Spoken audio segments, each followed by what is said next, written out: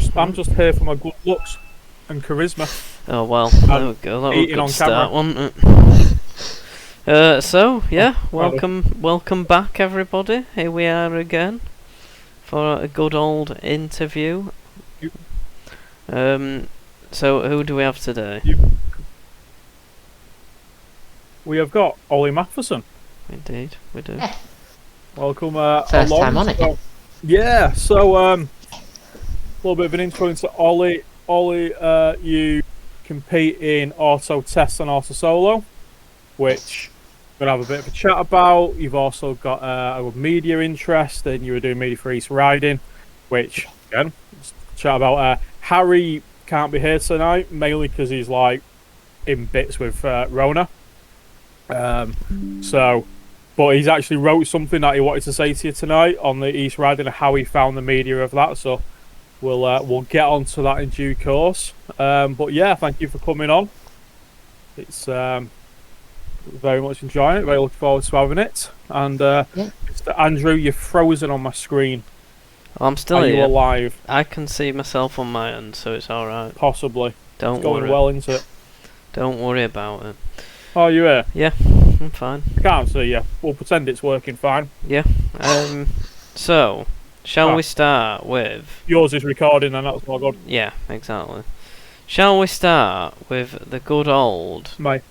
I don't have them anymore. The questions. You don't have to... Oh, my... I don't know where they are.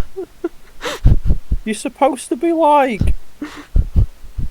You took over this part from me because you're organised. Hang on, I might have them on my phone somewhere. It's just... I found them. It's chaos. I found them. Absolute chaos. Right, are we ready? I've got them. I've got them. I've got them. It's alright. No, I haven't. So... Oh, have you? So we'll start with quick fire round of questions. Yes. So this is quick fire round to ease you in. Yeah, exactly.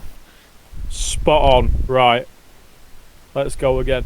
By the way, I'm not being weird, but my cat's here. So if you see me like looking down and like stroking something, it's PG-13. The cat. I'm definitely not editing that bit out. No, you can keep that bit in. Yeah. Great. So we're gonna start again, ish, because Mr. Andrew's internet's gone to crap because he's told him he's leaving. So they've just cancelled it, I think.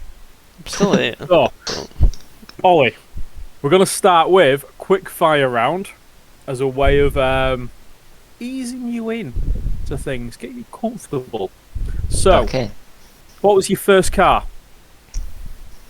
A Mini, an old 1987 Mini, Austin Mini. Nice. Hey, that's cool.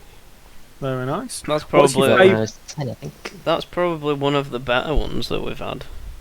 Yeah, First it car. was better than my Toyota Style at 1.3 automatic. Yeah. Don't really get much worse. What's your favourite car? Oh, I do not know. Well, I love Minis, that's why I got one. I really like old Minis. Fair enough. If you could take a Mini anywhere, where would it be? Track, road, country. I've always wanted to go to the Nürburgring. That's a trip that I want to do. That'd be really interested in a Mini. Yeah, I can't guarantee it'd make it, but It's I'll like- try. Be like all these things coming past you, and you'd be in this little, like box. And like, ooh. It'd be very scary. I've been in a Mini once, an original Mini, and we were going up like out of a valley, like really steep hill, proper like winding up, and the thing conked out. So my mate, we've seen driving seat, and I can't get it up, and we can't push it up because it was like just like that. So he reversed all the way down it with no brakes, pretty much, and no engine. I was very scared, very scared. Oh, wow. That's interesting. But that's what you get if you don't test drive a car before you buy it. So, Yeah. Oh, wow. 3 favourite songs. Either current, ones you like on at the minute. I have no clue.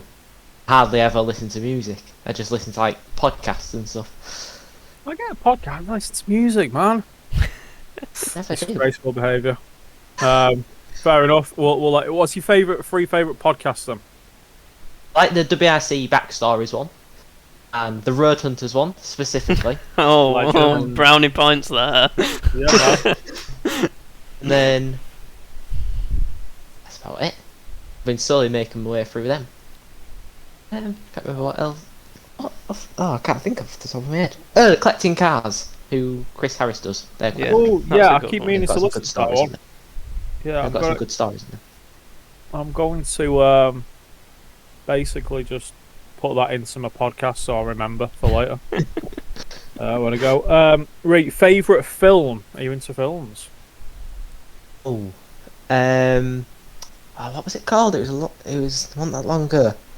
I went to go see it at the cinema. I think it was Le Mans '66 with the Ferraris and Fords. I really like that movie. Yeah, man. I hadn't been and seen a movie and been like, wow, for like ages, and then I saw that, and I can remember it. It was very, very good. Quite like that. Yeah, that's cool. I've not actually seen that yet, either. It's very, very good. Were it just called Ford vs Ferrari? I only recently just. I think. Well, yes, I think it was sold as that. Don't know. I think for some reason, there were two some place different. It was sold as that. Some place it was sold as Le Mans 1966 or whatever. It was weird. Yeah. It was the same movie though. It was weird. Yeah, I thought it was Still good. confused about that. I'll tell you which one I watched recently was the Agostini and I've forgotten. Yeah, sounds good. Yeah, I've forgotten it. I'll come back in my head. Go-to takeaway. Go to takeaway. Quite like a Burger King. I don't have them very often. That's fair enough. I prefer that. Burger King. Nice, nice. Favourite place you've been? My favourite place probably wasn't because of the place. It was because of what was on. I can't remember. It must have been. I think it was 2019 when I went to go watch World Rallycross at Silverstone. I loved that. I'd never watched World Rallycross before, and I went there, and it was like. It was much better than what I expected, and with all the partying on and everything, it was great. I loved that. I can't wait till I get to go see a World Rallycross event. There's a few tracks I really want to go see it as well at. But this year, Nitro is coming to Lyddon. Oh yeah, that looks good. I'm really looking forward to that. Oh, yeah, get yourself down there because you're gonna have Jensen Buttons driving in it as well. Of course, today. Yeah. He's with Ollie Bennett in Excite, and gonna be good. Gonna be good. Very good. Hello, Molly. What you doing? No, come on. Cats being cats. What place do you want to go? What place do I want to go? Another really random one. I've always wanted to go to either Sweden or somewhere where there's tons of snow. Over here you always get snow for a few days and it goes, and it's never that much of it. I don't know, but I really like snow. I don't know why. Everything grinds to a halt and breaks down because nobody's used to it. Yeah. I quite like the Scandinavian countries. I really want to go to Norway or Sweden, and Svalbard. That looks amazing in Svalbard. Yeah. I was somewhere over there. Yeah, it's cool, man. That's cool. Great tracks as well and great rallying. Yeah.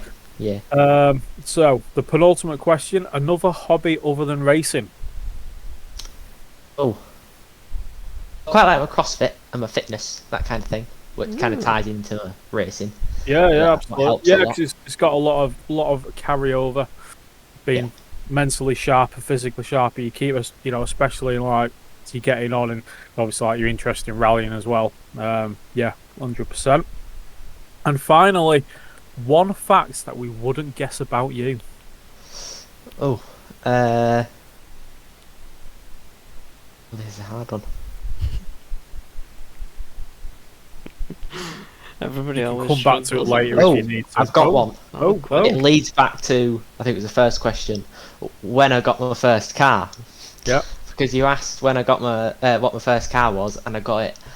I was I forget, it was a long time ago, either 10 or 11, and I got an old Mini. That's awesome. I think I was even younger than that. I think I was 9. It was my 9th birthday. I remember went to go watch the Mini Miglias at Cadwell Park, and I went to go watch with my family because I was like getting into cars and everything. And I can remember my dad saying, he said, "Oh, if you like minis," because my granddad has a farm what I learned to drive on. And he said, "Oh, I'll get you an old Mini to like drive around there." Obviously, not knowing what they're actually worth. Then ended up after that seeing like that, well, not as cheap as they expected, I don't think. So we ended up getting one, and we've been restoring it. It's still not finished now, but that was technically my first car that I got when I was 10. That's awesome. I was playing with Lego, I think, when I was 10. Still am, so. I want some Lego. I was about 10 or 11, I think I was. It was very cool. A long time ago. I like that a lot. Yeah, I always 17, so yeah.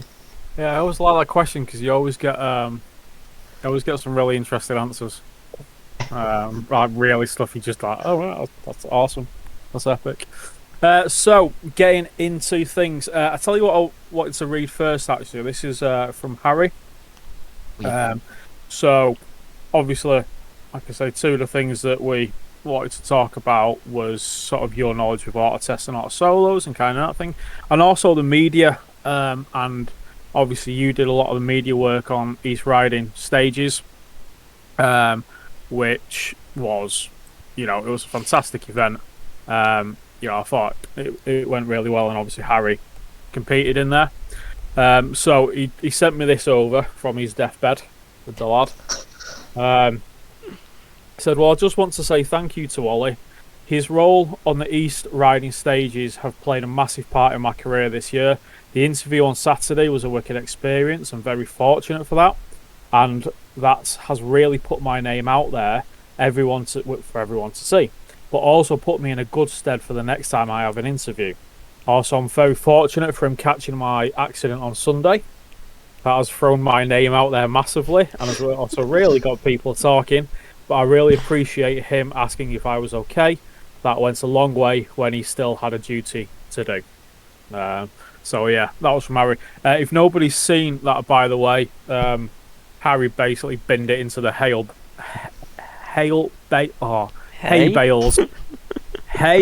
bales in front of Oliver. So yeah, directly where because it was commentating, weren't you, as well there?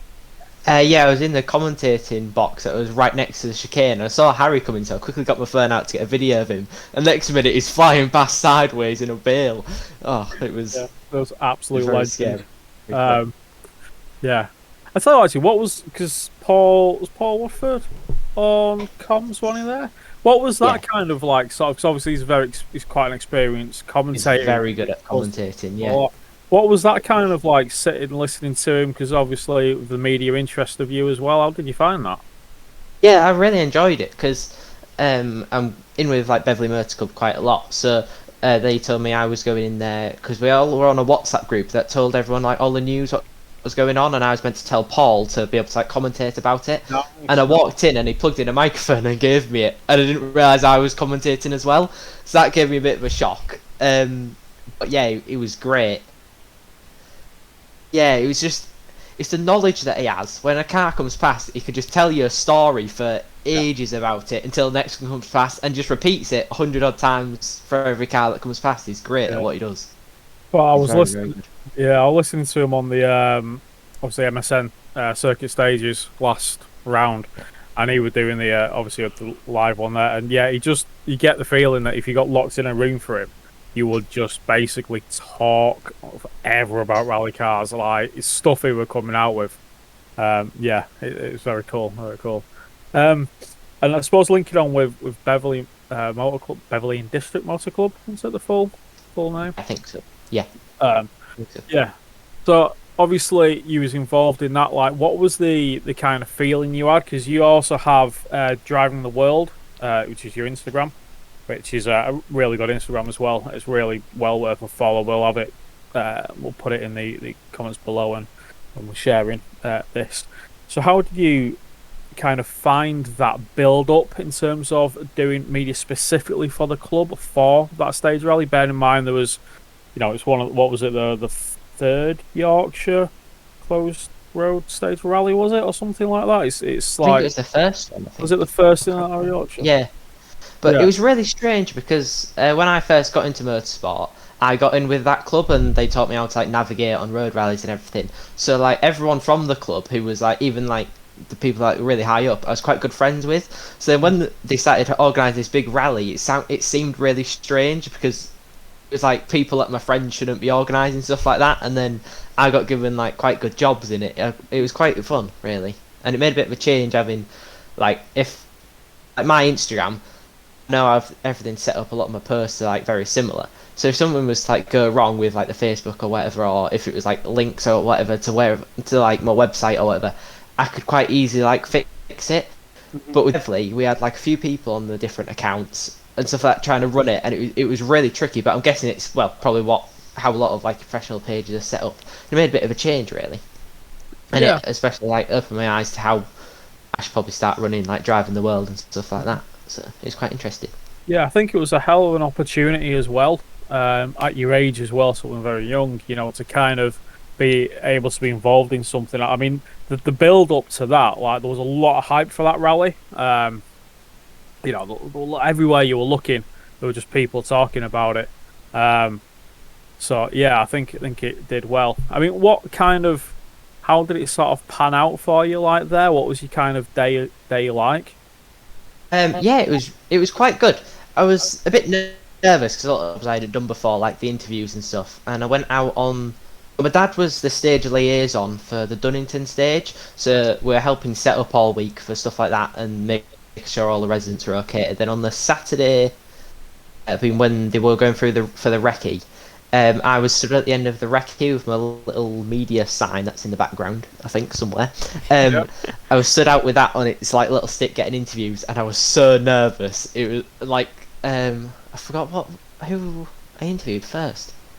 I can't remember who it was, but I was like so nervous. And by the end of it, I'd done like, I think got about 7 interviews, something like that. And then by the end, I was all getting ready, like going with it really. I wasn't as nervous. And then later on the night, I went to scrutineering, and I knew what time Harry was going in. I wanted to get an interview with Harry because I had him on Instagram and everything, so I kind of knew him quite well.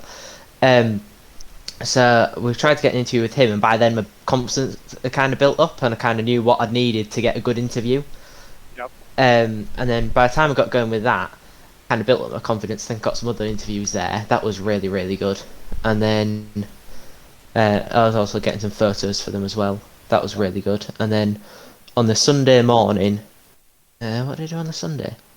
I was commentating with Paul, obviously. So that was a much more easier day because I just sat in the commentating box. But it was kind of building up to it that was stressful. Actually, on the day it was okay, but I was just the media, like kind of simple media stuff. But I'd never done anything like that before, anything that big. So I really enjoyed it, really.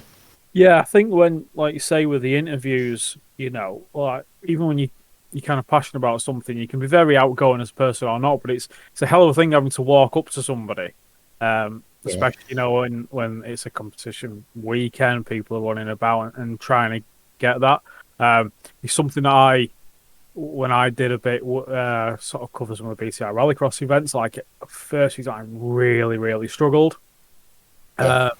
But then you kind of realise that you get away from it and you're like, that was awesome. Like, that was, what you've been able to do. It was so, so cool. And it made, a difference because you was able to get, I think, quite a bit of info from the live stage. Obviously you had the bits going on there, but because you had like these little bits of interviews being put up and other bits, I think it went really well. And I think it's helped cement that event as it's an event that you're going to go and watch, an event you're going to remember and come back to. I thought that was really, really cool. So I think well done with that.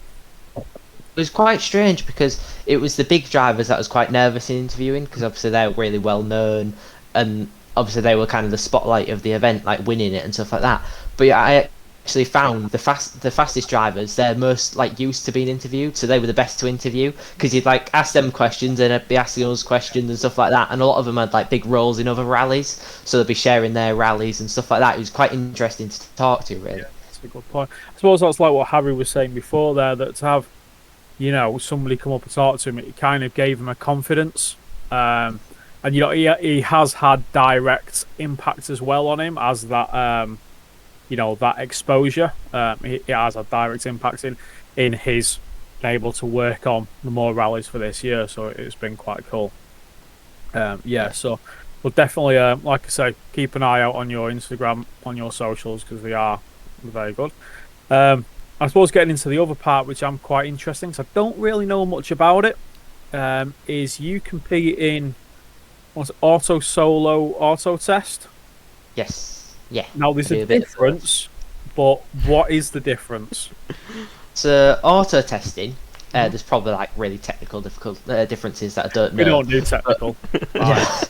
So auto tests, they have reversing. So a lot of them on like car parks and stuff like that, where they lay out cones. Service state, like big services stuff like that. And stuff like that. Yeah. Yeah. That's all most of them are. And they give you like a test diagram similar to like what you get in like Tiger rallies and stuff like that, and you have to learn them. You're allowed to walk them before you drive them as well. And you have to get to know them, and then you go around them as fast as you can. But auto tests have a lot of reversing, and traditionally a lot more technical. I think in regulations for auto testing, you're meant to be able to do it without using a handbrake, but a lot of them are very tight. It's quite tricky to do them out without a handbrake, so you see a lot of people quite sideways around them. Then auto solos, you see a lot of people doing it in like car kind of things, like they'll do them in like their daily drivers. But auto testing, usually people have specific cars, because that's quite hard on your car. You go through like diffs and gearboxes and stuff. It's so tight, technical, and sharp. Right, interesting. Yeah. And with the auto solos, you have like stuff like Caterhams and stuff that do it. They are flat out they're very, very fast. But auto testing, no matter how fast you put a driver in, they're only at the top of first gear or whatever, because a car cannot accelerate fast enough before the next cone. So I find they're a lot more like steadier kind of pace. But I've been competing auto solos with under 17 Motor Club Northwest, I think they're called, because I started when I was 14 doing them, and they were like a really, really good bunch of people to like learn with, because they have quite a few juniors for auto solo. You don't like usually come across many juniors doing it, but you can start from that with when you're 14. You just have to have a passenger with you who has a driver's license. So I started doing them, and I kind of got my car control up in my little Yaris with that. And then I forgot where they landed. I think it was York Motor Club and then under 17 Motor Club. So I'd have an auto test before that with York Motor Club, but it's like half an hour down the road from me. So I'd go to one of those, get like a bit shaken down and get all the cars set up, and then I'd go to an under 17 one that's quite about 2 hours away from me, and then go and be quite competitive at them, because they're quite a competitive event. And then with my first year doing it, I won the AWCC PCA Championship, which I got my award for, what I was quite happy with. Oh, good, so it was quite good. I quite enjoyed that. And then, but you have sometimes you like people like squeeze around the rules and stuff, and there's a very, very good event. Where is that? It's at Wendoo in Wales. And I know the guy who runs it, and they're very, very. He's like probably one of the best people you could find to run an event. And he's so enthusiastic, and they run it in a quarry, so it's all on gravel. But I think it's a production car auto test. So they just don't put reverse in it. So it's very similar to a stage. It's a great event. I do them because with it being in a quarry, you have to have like not a high up car, but like a rally car basically to do it really, or a car that you don't mind like bumping about or whatever. So I use my dad's Proton Tiger rally car to do that. I've got one of them in 2 weeks' time, I think. They're very good for like learning car control on gravel, but I like to stick to my Yaris because I feel like the satisfaction in that when you beat fast cars. In my little Yaris, it's got about like 50 brake horsepower, so you're like proper proud of yourself. But my dad's car's quite fast, so if I'm not winning, it's quite disheartening, really. But yeah, I do quite enjoy it. That's cool. Yeah, those Protons are rapid little things. I like them. I must admit that, like say with the gravel and stuff, that sounds a bit of me. Does that? I'm gonna have to check that out. Not that I have anything. I mean, I've got a Ford Cougar, but I think I'll probably roll over. Yeah, right in rallycross car. Yeah. True. Yeah. Can you the cars, in fact, for auto test, auto solos, like we say them, just take the bloody rallycross car. But they have to be road legal, like interior, like production based. If I'm right. So for auto solos, I think every class. I might be wrong, but I'm sure every class you have to have a MOT on your car. I think so. They have the A class, which is 1 litre or under, I think, to 1.4. Yep. And then they have this B class, what's 1.4 to 1.6 is, and then I think it's the C class, what's like the 1.8 to 2 litres or 1.8 or over, or something like that. And then they have, what's the last one? They must have a D class or something like that, and that's for stage rally cars, so you can have like no interior and stuff like that, crazy stuff like that. But I think they still have to be road legal. And then for auto testing, you're pretty much allowed. Like the minis that do that, they're in really. I'm sure there ain't like even floor pans in them. There's like nothing to them. Some of them, and like they look like like the little kid cars, like the little plastic buggy things you get. I've seen one of them. The guy's like sat in it. The guy might be like 8 foot tall or something, but like he was just sat in it. Like he had basically to like his waist, and everything else was just outside of the car. And I was looking at thinking, what the? That ain't a road car. There's no way that's on a road, man. You'd die if he was in that thing. It was, but he would do like the full reversed first gear spinning, all sorts of crazy stuff, man. It was quite cool to watch, but it was confused the hell out of me. Like, yeah, it's great because in like motorsport terms, it's very cheap to do because you don't need any helmets or overalls or anything. All you need is like your car, and if you really wanted to, you could turn up like what I did in my Yaris. I bought that for £400 out of a scrapyard, which for motorsport is very cheap to do. Yeah, it's I suppose that's it. If you're forcing like a production car on, there's only so much you can do to it if you really wanted to. That is quite interesting. I think as well, if you're, like you say, with the youth driving as well, that level of car control, because that's what it's all about, is control from the sounds of it. Like that, you could really cement in very good practicing as you're coming up into a further motorsport career. I think that's probably quite underutilized. It sounds very good. Yeah, I found, because when did I start? I must have started about 18 months ago. Must be my first event, I think. But from then, like I used to practice my handbrake turns, and looking back, I don't know how, but I used to be able to like spin out in a front wheel drive car. I don't know how, but I used to be able to. I was like a bit hopeless with like car control. But after like learning events, and because obviously with you having to go around cones, you get very accurate with things. So I could now drive up to something, do a handbrake turn or whatever around it, and be gone very quickly. Your car control, stuff like that, is so quickly learned, and you kind of don't realise it. Because like if you look back to what I used to be able to do, I was a bit hopeless really. But then, like I kind of got going, and now I'm quite proud with my auto solos. My auto testing's still getting there. I think auto testing more of like a skill kind of level to auto testing. Like if you see some of the professionals that are auto testing, it's like they're on ice. They just don't stop sliding them in like a little mini. It's ace. But like auto soloing, it's just like how fast you can get around the cones. You don't have to like worry about handbrake turning usually. So I quite enjoy them because they kind of get my car control up at high speed, and then my auto testing helps with like well, the ones at York that I do, a lot of them are on gravel. There's like bits on gravel, so if we went to go do like a gravel stage rally or whatever, it'd probably help a lot with that, like for car control on like slippier surfaces. But yeah, it's quite good practice really. That's what I found anyway. Are you like, if you used to hit cones or what have you, are you penalised like on a time base or anything like that for that sort of stuff? Yes. So I think different clubs have different penalties, but I think with York Motor Club, I think it's a 10-second penalty if you hit a cone, and then your time gets deleted if you do a wrong test, and you have to just miss out a go. Right. But I'm not quite sure what it is for auto solos. I think it might be 5 seconds. But there's a great app that under 17 Northwest use. I forgot what they call it. I think it's a Sapphire timing app or something like that. So they have you on the start line on their phone, and they press start. You go around, and then as soon as you stop, then they stop timing it, and you can add all your penalties up, and then it instantly goes live onto their app. So it's a bit like, do you like WRC Plus that the World Rally Championships use?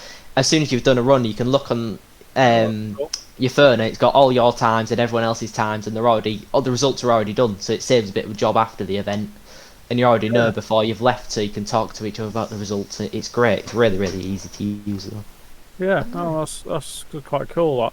And I like having, like you say, the cone penalties, because obviously if you're trying to go as fast as you can, it's very easy to clip a cone. You know, whereas when you're having to be that precise, that's because 10 seconds is massive. I imagine in something like that, absolutely massive.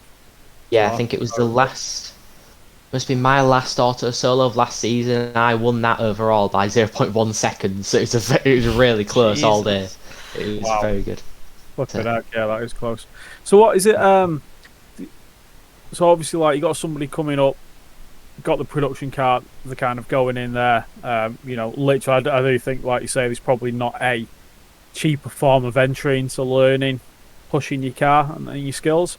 So what's the kind of format? Do you get like practice runs, and then is it like X amount of goes fastest time, or is it added up over each one? So how they do them, they all obviously vary between different clubs and stuff, but I've found usually if you've like never driven before, usually when you get there, if you get there a bit early, one of the marshals or one of the like clerk of course or whatever might go around with you, teach you basically like the basics of how to do it. That's how I've found with like the clubs that I've been to.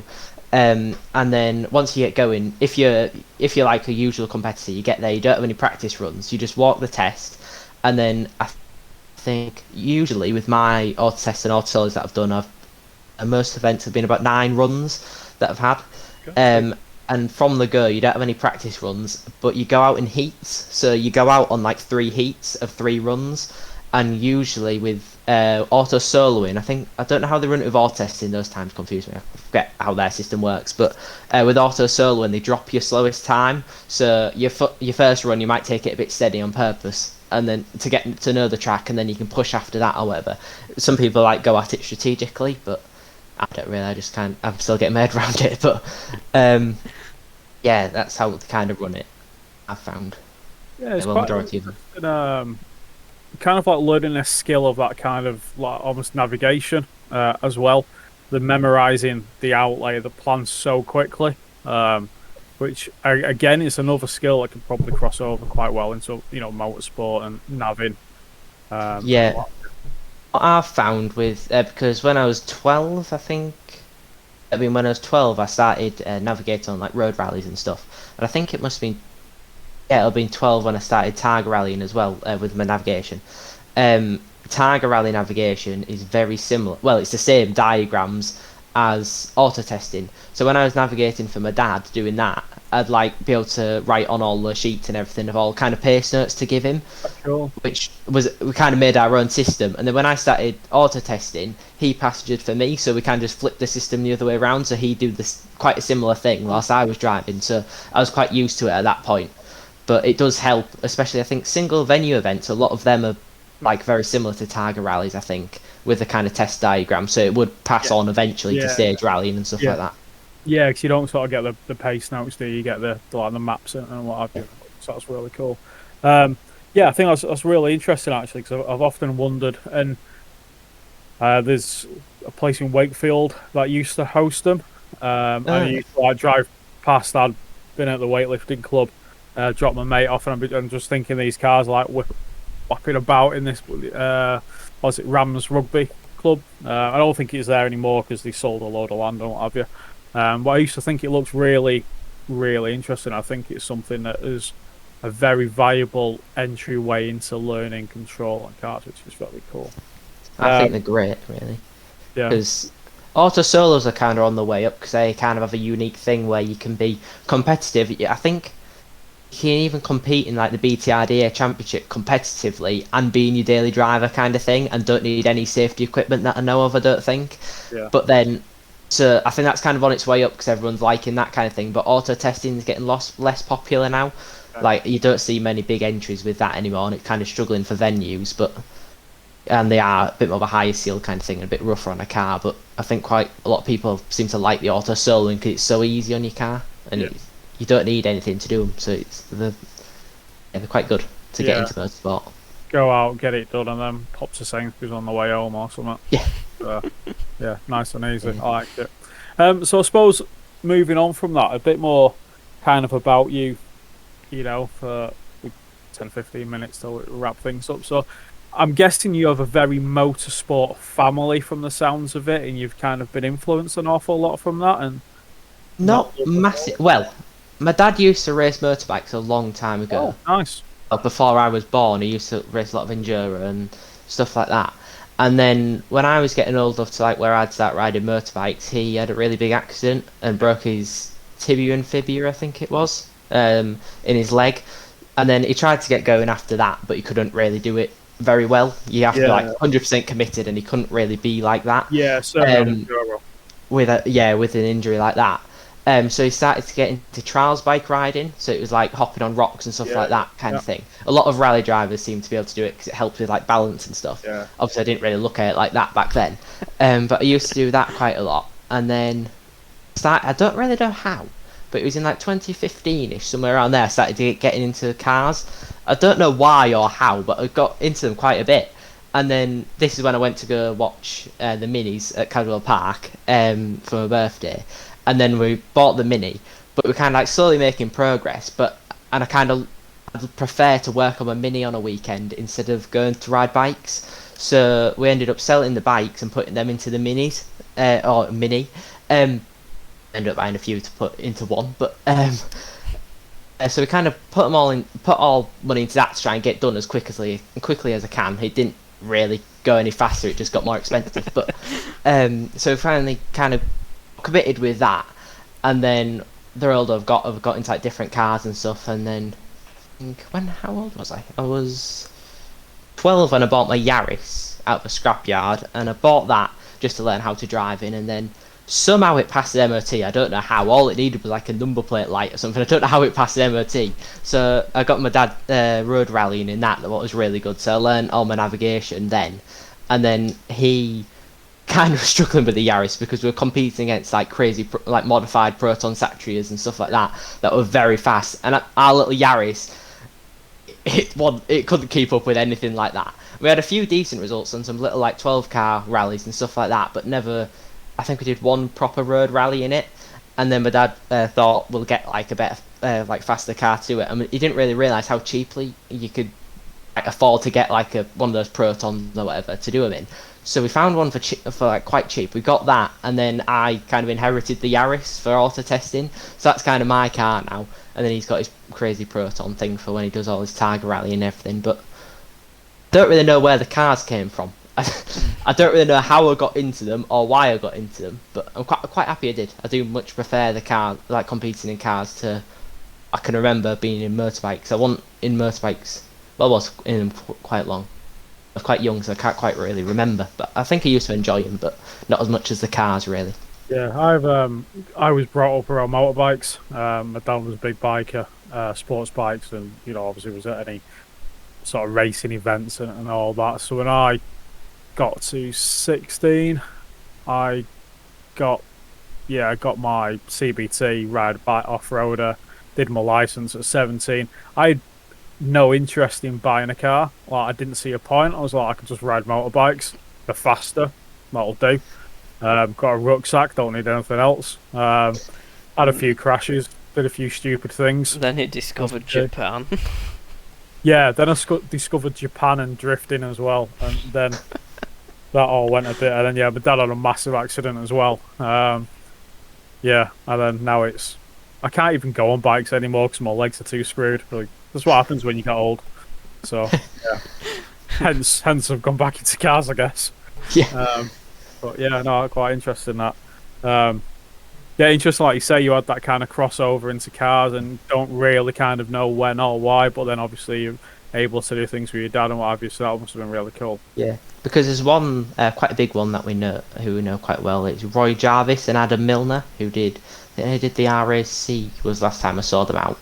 But I think they did the North Wales stage as well quite recently, who are very fast in Escort, and I actually knew them from when I used to ride Charles bikes. My dad knew Roy quite well, So as we've gotten over to cars, I've been like, oh, you're into cars as well, and Roy's really into his old minis. So we kind of have a mini, and they have a mini, and we've got into rallying eventually and stuff like that. So it's quite interesting.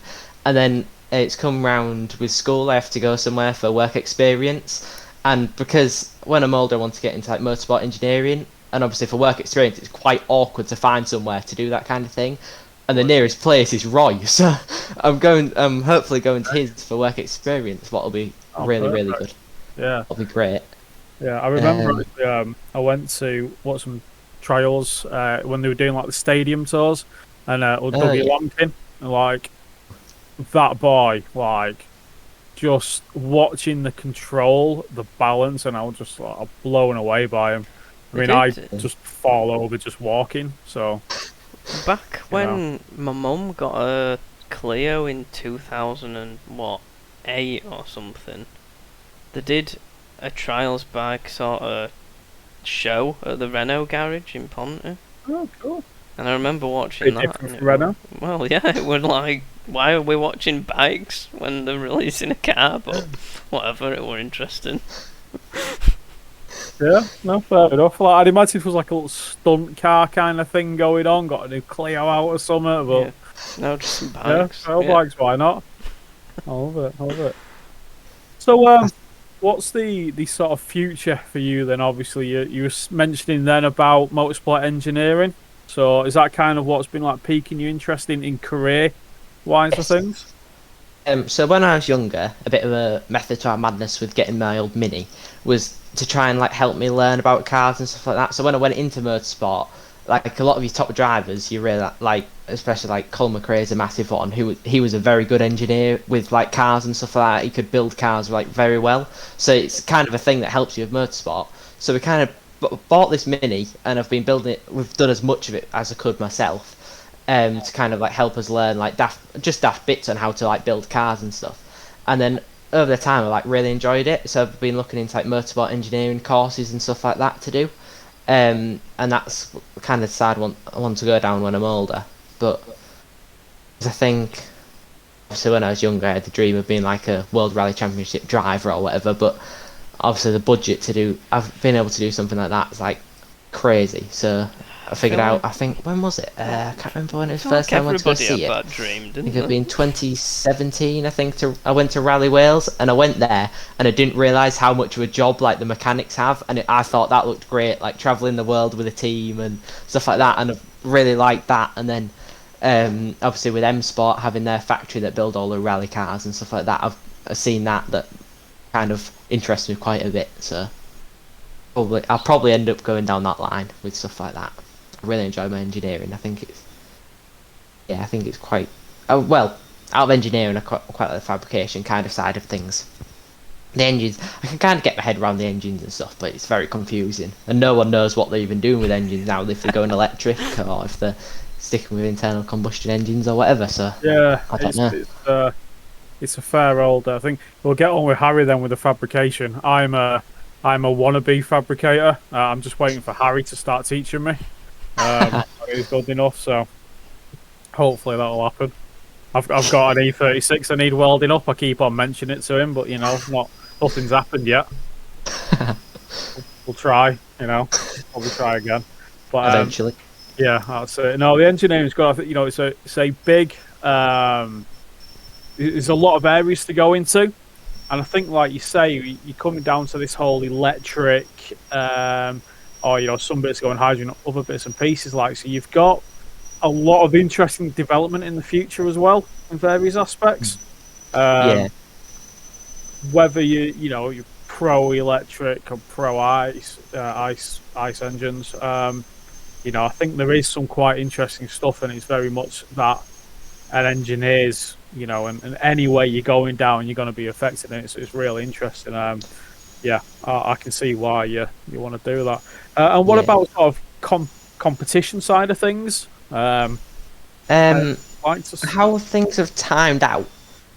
I'd like to get my Mini completely finished by about this time next year for when I'm 16, because then I'll be able to shake it down on stuff like auto solos, and by the time I'm 17 I'd like to stage rallying in that. That's what that's going to be built for. It's going to be built for like we're going to try and kind of get it set up so we can put a bit of interior in it for like when we want to go do road rallies, but mainly it'll be like for stage rally stuff and like historic stuff. So one event that I'd like it to be like its first big stage rally would be the East Riding stages. I'd quite like for it to do that with obviously me helping out organise it, and then a few years down the line me competing it. I thought that'd be quite good, but don't think I really have the budget to be able to do like stage rallying every weekend like some of them do. But I'd like to go out a few events a year kind of with the stage rallying, but I'd like to do something like that, but kind of keep up with like the auto testing. There's another driver, Ash Slight, who competed in. He did the East Riding stages it was a crazy 1400 Escort with like a sequential gearbox and everything. That was very quick. But I do a lot of auto testing with him. Stupid. Yeah, it was very fast. Absolutely stupid. I do a lot of auto testing with him, and just seeing he doesn't do tons of stage rallying stuff, but now and then when he goes out, he does like gets really good results. In between events, all he does is like auto testing and target rally and stuff like that. Is what I do. What I do at my age. So I'd like to kind of do stage rallying stuff now and then, but practice with auto testing that's very cheap. Like York Motor Club that I go to a lot. I think their entry fee is like £16 for the day, which in motorsport is like unheard of. Like that's like what you get your dinner for when you go to like a track day or whatever. If you're lucky. But, Yeah. Sometimes even more than that. It's cheap seat time. That's what you want, don't you? Yeah. Exactly. Yeah. I think that's it, and you like you say, I think it's a really good way of honing your skills and keeping up on, and I think doing that, banging in a bit of stage or like single venue stuff like that, or even I'm fingers crossed, hopefully doing an autocross event soon. And these little different disciplines, like they kind of do seem in some ways to be overlooked an awful lot, but there's so much you can take from them to improve yourself as a driver, and obviously yourself with your social media and your content and what have you. It's an open market really, I think, as well, for pushing that. Yeah, that was the kind of line when I first set up Driving the World. It was originally a website that I set up. I forgot the name of it. I think it was like Oliver Mathison Rally Media or something. It's the worst name ever. So I kind of eventually came up with Driving the World. It's had a bit more of a ring to it. And then like made all like in Instagram and everything. When I actually got competing, I realised if I build it enough, so I have a lot of people looking at it. When I need to look for like sponsors for stage rallying, I'd like to think a lot of people would be interested in sponsoring me, because obviously with a big media presence, that's like sometimes more important than actually having a sticker on your car. More people are likely to see it on Instagram or whatever than they are actually at an event. Yeah, that's exactly it. You're looking at, because obviously it's something I'm having to look in and research at the minute to try and fund the rallycross and rally in there. And you realise that a sticker on a car is only worth so much, and it's not that much. It's you need ROI, you need return of investment, and being able to, either have a targeted audience that you can, have a large reach to, or in some other way like that. And now in today's world, I'm old enough. I remember dial-up broadband and crap like that, and Nokia 3210s like before you were born. And like it was a total different aspect then. Whereas now, this the reach and the social media is so important. I think, and I think it's perfect what you're doing. You're honing your skills young. You're getting your sort of cats. You alright? Hello. Sorry. My cat was deciding to destroy my hand for a minute. And you're honing your skills on that. So I think it's really, really good way that you're starting out. I think it's quite for other young petrol heads and athletes and wanting to come up in the sport. I think what you're doing and what you're showing them, as a niche that you can do as well with Driving the World, and portray like as you're coming up, do as I do basically. And I think that's a really, really good thing that you're able to keep going there. You've probably picked a really good time to start developing the Instagram as well, because you're still at that stage where you can do these auto tests and auto solos. You can develop the Instagram page while you're doing that to be ready for if you do want to do that in the future as well. Exactly, yeah. That's it. And yeah, you know, I think I always think, you know, the world needs people to kind of like almost as role models, and I think a young, you know, competitor like yourself in that regard, and showing people how to do that, and that's kind of why I wanted to talk about the auto solos and what have you tonight. So yeah, we wish you all the best in your future endeavours. Indeed. And yeah, it's been an absolute joy. It's about an hour now, Andrew. Yeah, not far off. 50 minutes. Fair enough. I'll keep gabbing if I don't stop. So what normally happens. Fortunately, Harry's not here to also gab on, so you know it's just me. But yeah, you know that's really interesting. Will you be working probably next year on East Riding as well? I hope so. Yeah. According to the people in the club, I'm still commentating again with Paul next year, hopefully. That'll be quite good. Now they're having to find another media man to tell him all the information, so now I'm looking for another one to replace my job. So no, that's quite a good job. Yeah, and that's another thing. You know, that's such an incredible experience to delve on, and to get someone like Paul there, and to get all those bits of knowledge, how he operates himself on the microphone, around the media. You know, it's a really cool position you got yourself in there. So yeah, take advantage of it 100%. Yeah. And yeah, I think we'll wrap things up there. Yeah. We'll have yours driving the world below. Indeed. Andrew, put it below. I'll send it you. Don't worry. Thank you. And yeah, you know, take care, look after yourself, and yeah, just keep progressing. It's really cool to see such a young, you know, just absolute petrol lad, loving what they do, and really going in the sport. So thank you very much for coming on. And we'll no doubt, yeah, absolutely. And, you know, no doubt we'll catch up again in the future. Yeah. Do you want to do any shout outs? Yeah. Anybody you want to shout out? Anybody? All that I can think of. Off the top of my head. That's fine. Talked enough about your dad anyway and your mum, so that'll be fine. Yeah, so no, excellent. So yeah, hope everybody's enjoyed this as well. You know, hit the subscribe, give us a like, and share it on. We'll have many more coming. A lot more vlogs, a lot of sim racing, and just chatting with people like Ollie, because that's what it's about. It's just about the things that we love. So yeah, Dude. Stay safe, everybody. See you later. And buying things. Bye.